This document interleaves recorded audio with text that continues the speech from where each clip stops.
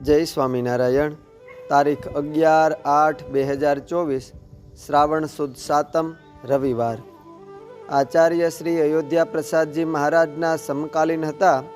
તેઓ એમ કહેતા કે અયોધ્યા પ્રસાદજી મહારાજનો જેમણે જેમણે જે યોગ કર્યો તેઓ પૂર્ણકામ થયા હતા અને તેઓની કૃપા દ્રષ્ટિથી જેના પર મહારાજશ્રી હાથ મૂકતા કે જમાડતા કે ઉપદેશ કરતા તેના અંતરશત્રુઓ શમી જતા હતા. અયોધ્યા પ્રસાદજી મહારાજ હરિભક્તો તરફ અતિશય દયાવાન અને તેમનું હિત કરવામાં સદૈવ તત્પર રહેતા. કોઈનું દુઃખ તેઓ ખમી શકતા નહીં. એક સમયે એક પાટીદાર કુટુંબે સત્સંગમાં વર્તમાન ધાર્યા. એટલે તે વખતના બીજા લોકો જે સત્સંગનો દ્વેષ કરતા હતા તે રીતે તે પાટીદારને વેવાઈએ સંભળાવી દીધું કે તમે જો આ નવા પંથના સ્વામિનારાયણની કંઠી તોડી નાખો તો જ હું મારી દીકરી તમારા દીકરા વેરે દીધી છે તેને પરણાવીશ.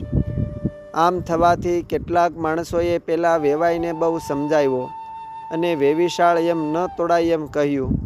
ત્યારે તે કહે તે ભલે વેવિશાળ નહીં તોડું, પણ જ્યારે તેનો છોકરો પરણવા આવે ત્યારે તે વર બધી નાતની વચ્ચે સૌના સાંભળતા એટલું બોલે કે હું સ્વામિનારાયણનો સત્સંગી નથી.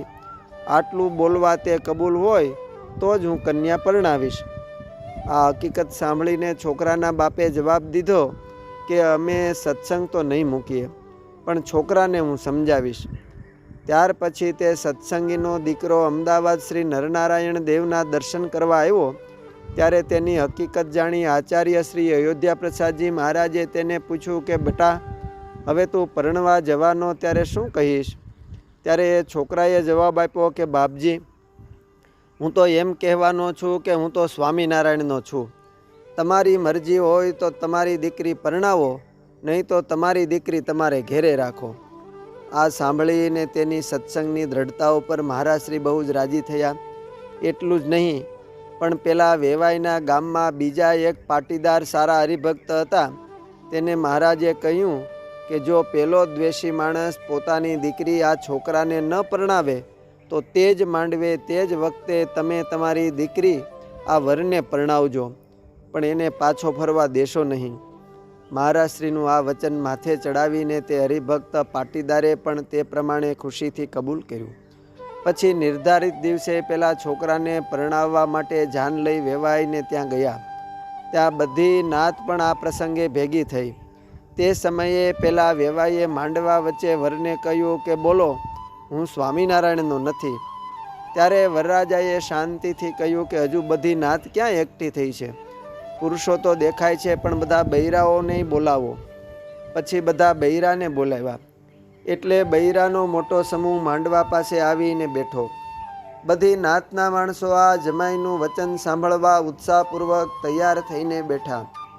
માંડવાની વચ્ચે જમાઈએ પોતાના સાસુને વિનંતી કરી કે આ આપણી બધી નાત બેઠી છે તે સૌના સાંભળતા તમે જરા એટલું બોલો કે આ મારા સસરા છે તે તમારા ધણી નથી. તમારો વ્યવહાર ભલે ધણી ધણિયાનીનો છે તેમ રહે, પણ આટલી જ વાત નાતની વચમાં બોલો. ત્યારે તેના સાસુ બોલી કે અરે આ તમે શું બોલો છો? મારા ધણી છે તેને માટે ધણી નથી એમ નાતની વચ્ચે બોલું? આ સાંભળીને તે જમાઈએ બધાના સાંભળતા કહ્યું કે તમે આ હાડ ચામના ધણી માટે એટલું બોલી શકતા નથી તો પછી એક તમારી છોકરી લેવા માટે હું જેને ભગવાન માનું છું તે સ્વામિનારાયણ મારા નથી એમ હું કેમ બોલું? હું તો 1000 વાર સ્વામિનારાયણનો છું. તમારે ગરજ નહીં હોય ન હોય તો મારે પણ તમારી દીકરી જોઈતી નથી. એમ કહીને તે માંડવામાંથી નીકળી જવા તૈયાર થયો. આ વખતે બીજા નાતીલાઓએ વેવાઈને સમજાવ્યા કે આ વર અહીંથી પાછો ફરશે તો તેને માટે બીજી કન્યા તૈયાર છે અને તને પછી આવા વર ઘર નહીં મળે, વળી તારી લાજ જશે.